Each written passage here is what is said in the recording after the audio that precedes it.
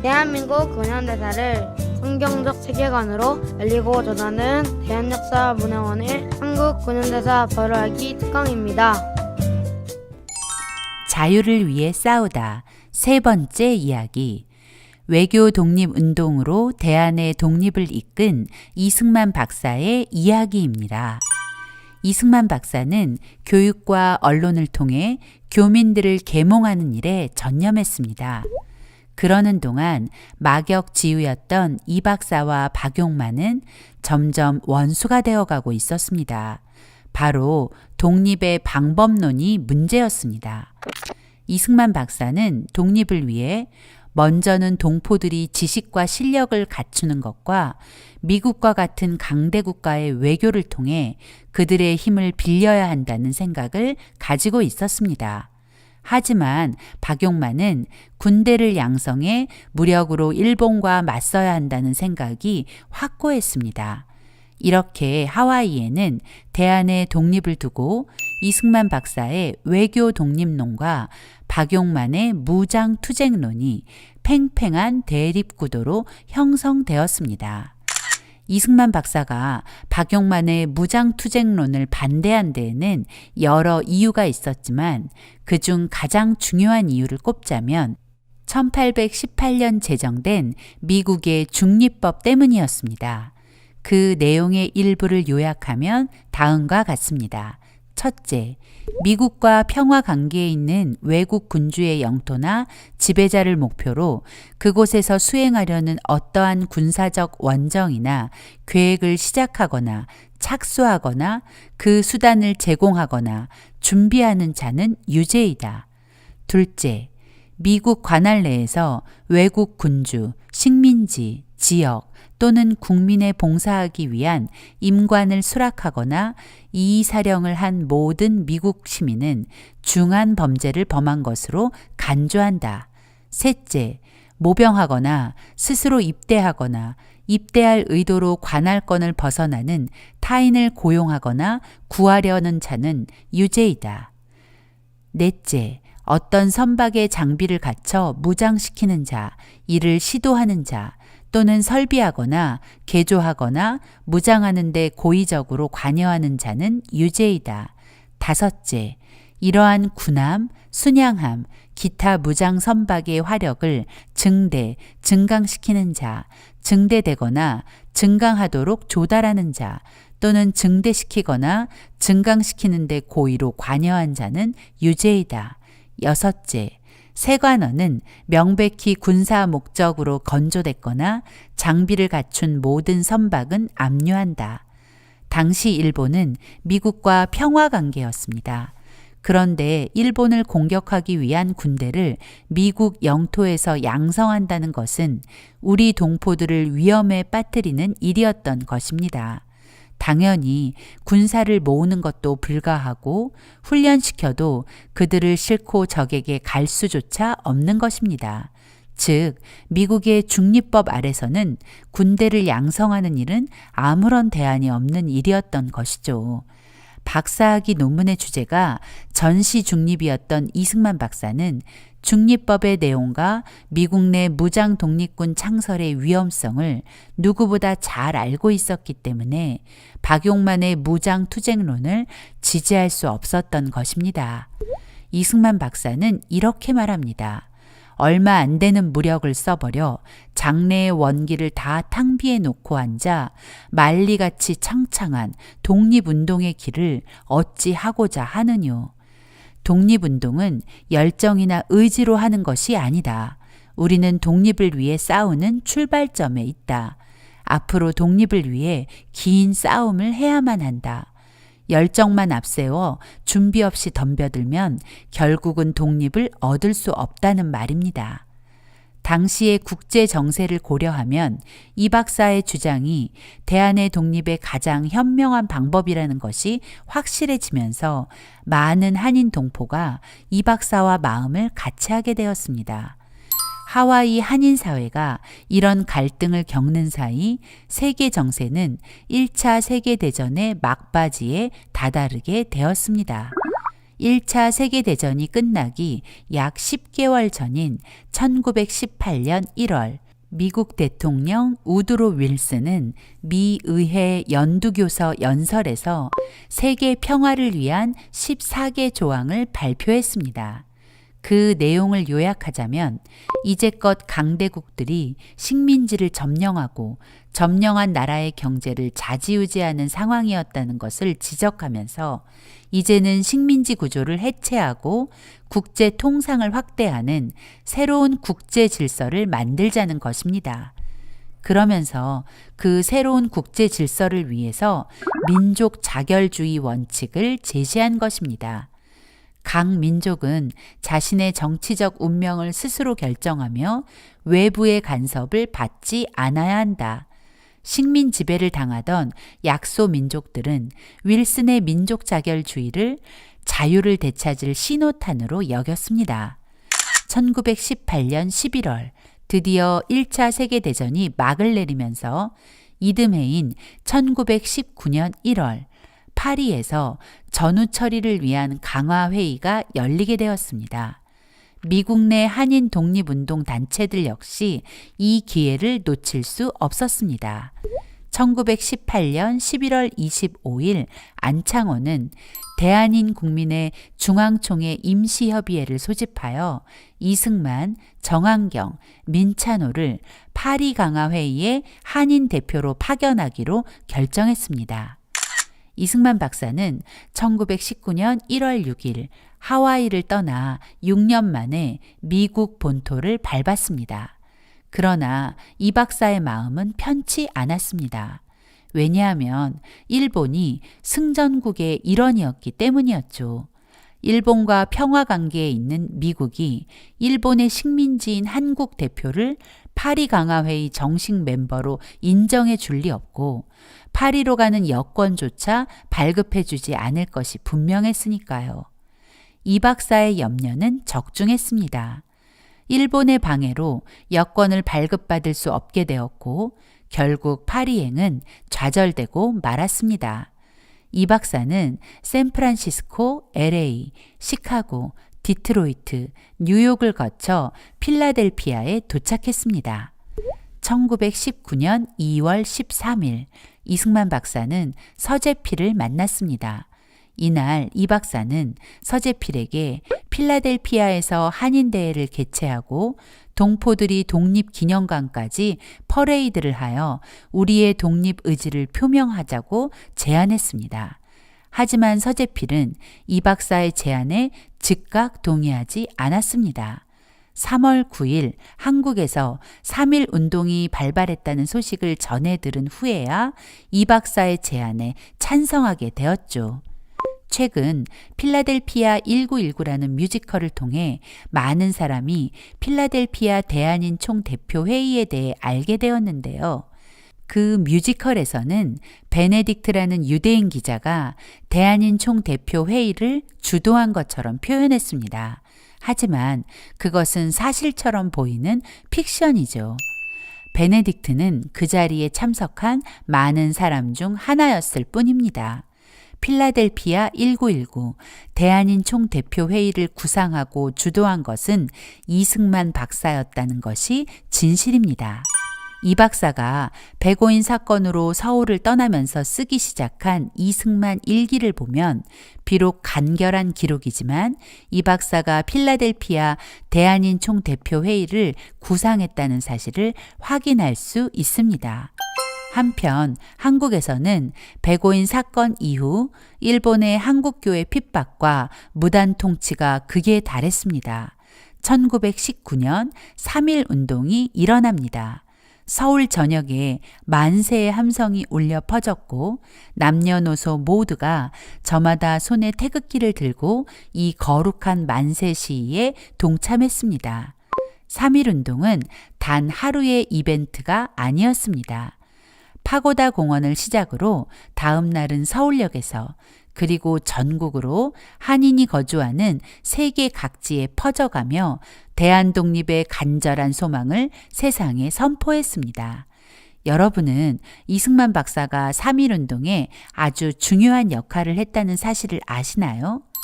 이승만 박사는 1차 세계대전 종전이 임박해오자 국내외 독립운동가 동지들에게 걸기할 준비를 갖추라는 밀서를 보내기 시작했습니다.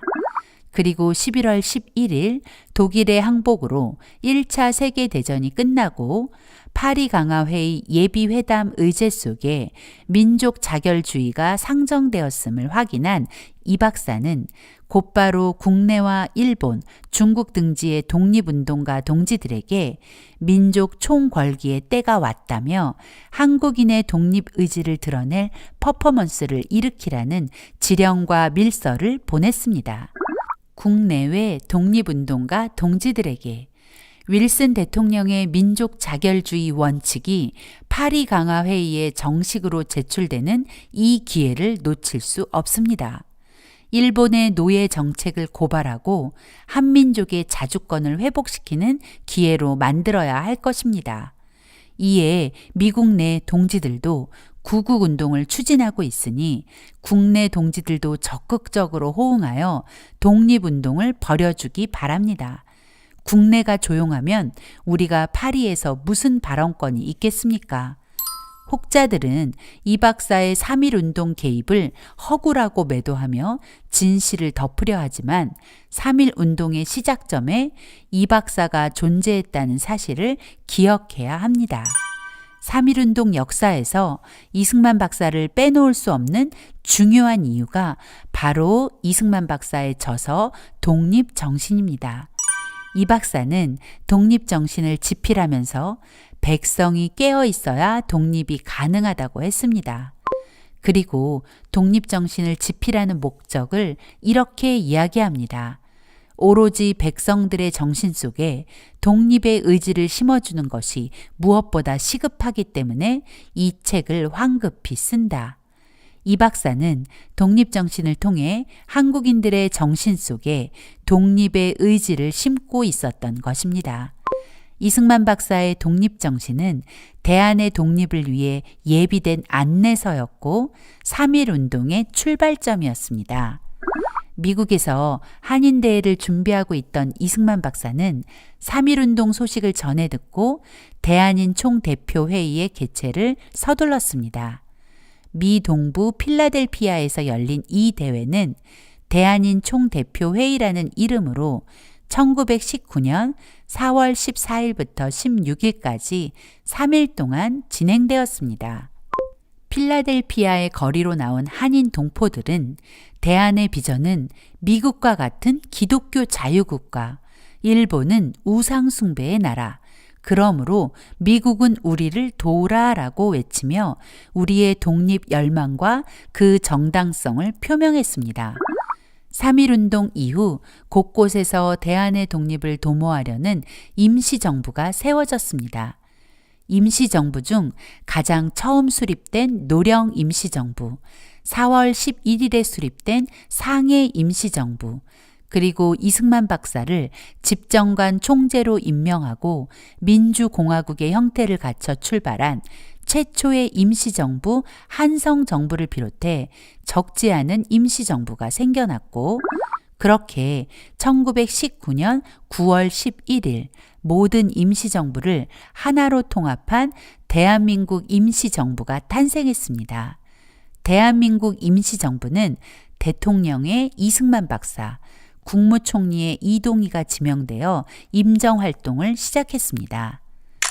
이승만 박사는 임시정부 대통령이 되었지만 외교적 독립운동을 위해 임정이 수립된 직후 바로 상해에 가지는 못했고 1920년 12월에야 대한민국 임시정부에 합류하게 되었습니다.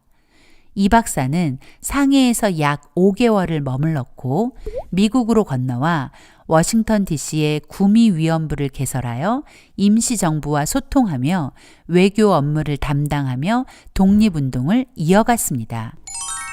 한인 동포들의 독립운동 역사 속에는 두 가지 독립 노선이 팽팽히 대립하고 있었는데 바로 외교 독립과 무장투쟁 노선입니다.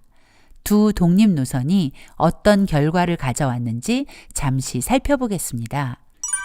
1920년 초반까지 독립을 위해 싸우던 독립군의 수는 가장 강력한 병력을 가졌을 때가 약 3,000에서 5,000명 정도였고, 그마저도 훈련도 제대로 못 받은 의병 수준이었죠. 반면 일본은 잘 훈련된 정예부대로 병력을 최대 700만까지 보유한 적도 있었습니다. 게다가 일본은 전투기며 항공모함까지 갖춘 세계적으로 3대 군사 강국이었죠. 이런 일본을 상대로 어떤 무장투쟁 독립운동이 전개되었을까요? 김상옥 의사는 1923년 1월 12일 종로 경찰서에 폭탄을 투척했습니다. 그 후 일본의 수배를 피해 은신하는 과정에서도 끊임없이 일본에게 타격을 주려는 시도를 멈추지 않았습니다. 그러나 안타깝게도 1월 22일 종로 효제동에서 일본 군경에게 포위된 김상옥 의사는 일본 군경 400명과 약 3시간 동안 총격전을 벌여 일본에 강력히 저항하다가 결국 순국했습니다. 김상옥 의사의 용맹한 저항 정신은 너무나 훌륭합니다. 하지만 김상옥 의사가 순국한 후 남겨진 이들에게 일제의 탄압은 더 가혹해졌습니다. 홍범도 장군이 이끈 봉오동 전투는 열악한 상황을 극복하고 일본군 157명을 사살하는 놀라운 전과를 거두었고, 김자진 장군이 이끈 청산리 전투 역시 적은 수의 군인들이 지혜와 훌륭한 전략으로 일본군 1200명을 사살하는 놀라운 전과를 거두었습니다. 만약 영화로 이런 장면들을 봤다면 우리는 가슴이 뭉클해지는 감동이 있었을 것입니다. 그런데 문제는 이런 승리 이후 일제의 보복 학살이 이어졌다는 것입니다. 청산리 전투로 1200명의 군사를 잃은 일본은 당시 많은 한인이 거주하던 간도 지역에서 보복 학살을 자행했습니다. 이 사건을 간도 참변이라고 합니다. 일제는 1920년 10월 9일부터 약 4개월 동안 간도 지역에 살고 있던 한인들 약 3만여 명을 학살했다고 추정됩니다. 특히 1920년 10월 9일부터 11월 5일까지 약 27일 동안 한 달도 안 되는 기간에 약 3,000명이 넘는 사람이 학살당했다고 하니 승리에 비해 돌아온 결과는 너무 끔찍했습니다. 청산리 전투 이후 독립군들은 대한독립군단을 조직하게 됩니다. 이제 전열을 가다듬고 다시 일본과 맞서기 위해 하나로 힘을 합할 필요가 있었기 때문입니다.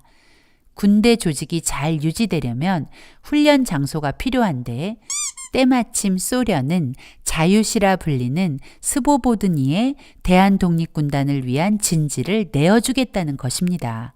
이 얼마나 반가운 소식인지. 대한독립군단 약 3,500명은 1921년 1월부터 3월 사이에 자유시의 집결을 완료했습니다. 스보보드니 수라셰프카역의 급수탑 앞이 독립군단의 진지가 되었고, 이제 이곳에서 일본과의 결전을 준비하기만 하면 되는 것이었죠. 그리고 3개월이 지난 6월 28일 소련은 새 무기를 지급해 줄 테니 무장을 해제하라는 석연치 않은 제안을 해왔습니다.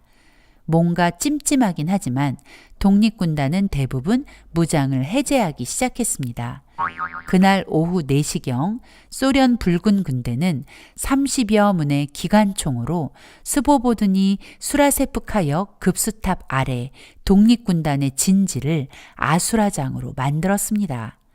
무장한 소련 붉은 군대와 함께 독립군단을 공격한 것은 고려공산당 이르쿠츠크파 오하묵의 자유대대였다는 것이 우리를 더 경악하게 만듭니다. 공산주의가 바로 그런 것입니다. 급수탑 아래 독립군 진지 양옆으로는 무장한 소련 붉은 군대와 고려공산당 자유대대가, 그리고 진지 앞뒤로는 철로와 제야강이 독립군단의 퇴로를 막고 있었습니다. 독립군단 3,500명 중 960명이 그 자리에서 죽임을 당했습니다. 그리고 약 2,000명은 제야강에 빠져 죽거나 실종되고 포로가 되었습니다. 사실상 이날 대한독립군단은 완전히 와해된 것이나 다름없었습니다. 역사는 이 잔인한 학살을 자유시 참변이라고 부릅니다. 1921년 6월 28일 스보보드니 시에서 일어난 자유시 참변은 일본과 비밀 합의를 맺은 소련 공산당과 이르쿠츠크 한인 공산당에 의해 대한독립군단이 몰살당한 사건입니다. 일본은 간도 참변으로 만족하지 못하고 또 다른 보복을 구상했고 일제의 돈을 받은 소련의 붉은 군대는 이르쿠츠크 한인 공산당을 끌어들여 대한독립군단을 자유시로 유인해 잔인한 만행을 저지른 것입니다. 이로써 사실상 무장투쟁 독립운동은 막을 내리게 된 것이죠. 목숨을 걸고 무장투쟁으로 독립운동을 하신 많은 분의 숭고한 희생은 너무나 귀하고 감사합니다. 하지만 모두가 죽고 나라를 찾는다면 과연 무슨 소용이 있을까요? 국민이 있어야 나라의 독립이 의미가 있는 것 아닐까요? 이승만 박사는 무장투쟁으로는 독립하는 데 한계가 있다는 것을 이미 알고 있었습니다. 그래서 외교 독립만이 유일한 독립의 길이라 확신했죠. 일본을 상대로 무장투쟁을 벌인다는 것은 공연한 힘의 낭비입니다. 우리는 일본을 압박할 수 있는 강대국, 미국을 상대로 일제의 부당성과 우리의 독립 열망을 전하여 독립을 얻어내야 합니다. 이것이 이 박사의 한결같은 생각이었습니다. 일본은 마치 골리앗과 같은 힘과 수백만의 군대를 가진 나라였고 우리는 물맷돌을 가진 다윗과 같은 처지였습니다. 하지만 우리가 아는 결과는 물맷돌을 가진 다윗의 승리입니다. 다윗은 자신의 힘으로 싸운 것이 아니라 전능하신 만군의 여호와 하나님을 의지하여 승리를 얻어냈죠. 그처럼 한국은 자신의 힘으로 싸우려다가는 승산이 없고 우리를 도울 손길이 필요하다는 것을 이 박사는 확신한 것입니다. 하나님은 다윗의 손에 있는 물맷돌을 사용하여 골리앗을 쓰러뜨리셨습니다. 그리고 그 하나님께서는 이승만 박사의 손에 강대국이라는 물맷돌을 쥐어주시고 일본을 향해 던지도록 일하고 계신 것이죠. 그래서 이 박사는 외교 독립의 길을 걸어간 것입니다. 물론 처음부터 이승만 박사의 외교 독립 노선이 빛을 발한 것은 아니었습니다. 이승만 박사는 임정 대통령직을 수행하는 동안 미국 본토에 구미위원부를 설치하여 외교적 돌파구를 찾으려 노력했지만 실패에 쓴 잔을 마셔야 했습니다. 그러나 1933년 제네바에서 열린 국제연맹 총회의를 통해 외교 독립의 진가가 드러나기 시작합니다. 당시 일본은 만주사변을 일으켜 국제사회에 큰 충격을 주었습니다. 대한민국 임시정부는 이 박사를 한국의 독립을 탄원하기 위한 수석 특명 전권 대표로 임명하고 제네바 국제연맹으로 보냈습니다. 이승만 박사는 한국의 독립 당위성을 국제적으로 알리기 위해 1933년 1월 5일부터 제네바에서 외교 독립 활동을 시작했습니다. 본회에 참석하지는 못했지만 이승만 박사는 신문과의 인터뷰, 방송 등을 통해 일본의 만행을 고발했습니다. 그의 그 인터뷰 기사가 라 트리븐 도리앙이나 뉴욕타임즈에 실리며 반향을 일으켰습니다. 이승만 박사는 인터뷰마다 조선의 독립이 동아시아의 안정과 평화의 필수 조건임을 강조했죠. 이 박사는 국제연맹 총회에 참석한 사람들에게 나눠줄 소책자를 제작하여 당시의 만주사변에서 드러난 일본의 만행을 고발했습니다. 이 소책자는 한국의 독립이 만주 평화의 핵심이라는 주장을 담은 만주의 한국인들이라는 35쪽 분량의 영문책자로 1932년 작성된 리튼 보고서의 내용을 발췌하여 코멘트를 달았습니다. 이승만은 이 소책자의 머릿말에서 출판 이유를 다음과 같이 밝힙니다. 이 소책자의 목적은 중국과 일본 간의 갈등에 대한 의사결정을 하기 위해 국제연맹회의에 참가한 각국 대표, 언론, 그리고 억압받는 사람들에 의해 정의의 편에 서고자 하는 모든 사람과 단체들이 극동의 문제에 대해 올바른 해결책을 마련하는데 중요한 쟁점이라고 리튼 보고서가 지적한 한인 문제에 주의를 기울이도록 합니다. 이 박사는 국제연맹 사무국으로 하여금 각국 대표들에게 이 책자를 배포하도록 하는 한편 관련된 언론 인터뷰도 적극 수행하며 국제연맹 회원국 대표들과 미국, 유럽 기자들을 상대로 일본의 침략성을 고발했습니다. 결국 일본은 3월 27일 국제연맹 탈퇴를 선언하게 되었습니다. 이승만 박사가 제네바에 머무는 동안 이 박사 개인에게도 아주 중요한 일이 일어났죠. 바로 평생의 반려자 프란체스카 도너 양과의 만남입니다. 두 사람은 이듬해 부부가 되었고 프란체스카 여사는 이 박사의 아내이자 친구이며 조력자 그리고 이 박사 전담 타이피스트로 이 박사를 도왔습니다. 대한의 독립은 무장투쟁으로 이루어낸 것이 아닙니다. 외교 독립이 가져다 준 선물이었죠. 3.1운동, 필라델피아 대한인 총대표회의, 그리고 독립운동의 모든 현장에 이승만 박사의 눈물과 노력이 녹아있다는 것을 기억해야 합니다. 그리고 이 모든 일이 우연이 아닌 하나님의 섭리임을 깨닫길 바랍니다.